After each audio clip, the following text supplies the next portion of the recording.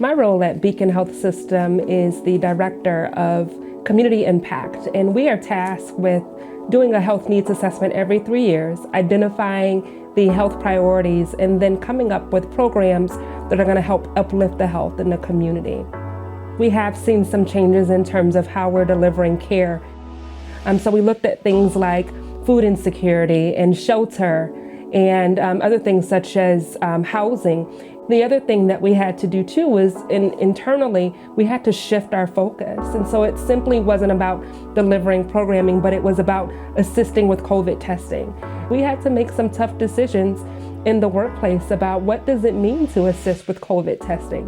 What does it mean to get dressed up in personal protective equipment and actually assist with the screenings in the very beginning? Ultimately, we did end up shifting. We went from working primarily in the office and out in the community to having to really take precautions and work remotely. So my family makeup is myself and my husband, and then we have 3 beautiful girls at various ages in preschool all the way through a senior in high school. So with my family, what's interesting is it took a long time to trust and understand that we could actually be together. And I'm speaking to my immediate family. So I have a very small circle. Initially, when COVID-19 hit, it had been a whole month before, maybe even a couple months before we even engaged with my parents. We had to really change our lifestyle to accommodate a safe environment due to COVID. So now when we're getting together, we're a little bit more lax because each of us have made an agreement to be safe and to be mindful about who we engage with. We do enjoy at this time getting together maybe on a bi-weekly basis of just playing a card game. I will say that COVID-19 has really slowed things down for us. In now a COVID world, the measures that I take to be safe is first and foremost, I ask questions. Anytime I'm invited out somewhere or if I have to go to the store and pick up something, I'm always very mindful about how many people are going to be there. Am I going during peak hours? What do I need? And am I able to just run in and run out, or do I anticipate being there for a long time? When we go out, we may be the only family that's masked up even when we go to the park. But, you know, for us, it's about safety, and not only for ourselves, but safety for others that will come into contact with our family and close friends that we may engage with. So going to the store and being in a situation where it's about 25% of the total crowd there wearing a mask, and so you're in the minority, I will say does not feel good. Initially, I did struggle with it initially.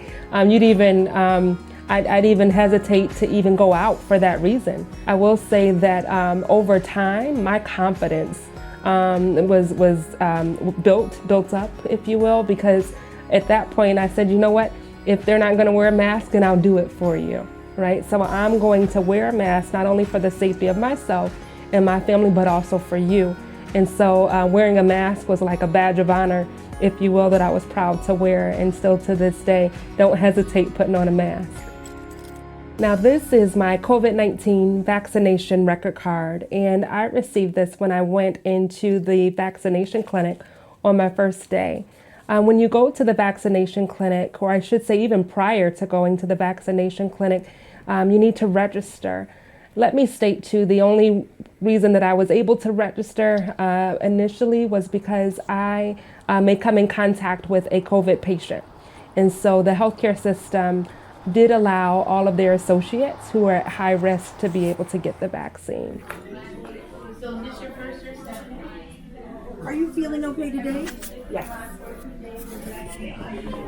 Do you have any allergies to medication, food, or a vaccine component? No, I do not. What about latex? No, I do not. Okay. Have you ever had a serious reaction after receiving a vaccine? You go right in and you make sure that you're going to give them an arm that you're utilizing quite frequently. And the reason being is because your arm is sore a little bit the day after. And so I did experience that and just continued to work that arm. But other than that, I had no other symptoms. The other, I think, wonderful thing about getting the vaccine is it wasn't simply just about an in and out experience, but they do have you wait around for about 15 minutes just to make sure that you don't have any immediate reactions. And then lastly, we did have an opportunity to sign up for a survey through the Center for Disease Control.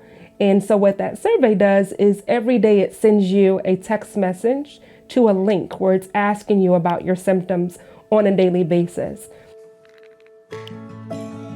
2020 has just been a hard year. It's been emotional, it's been stressful, it has weighed me down, it's tiring. But what I look forward to the most about getting through the pandemic is one, just being able to get a hug from a close friend and knowing that they care about you and you care about them.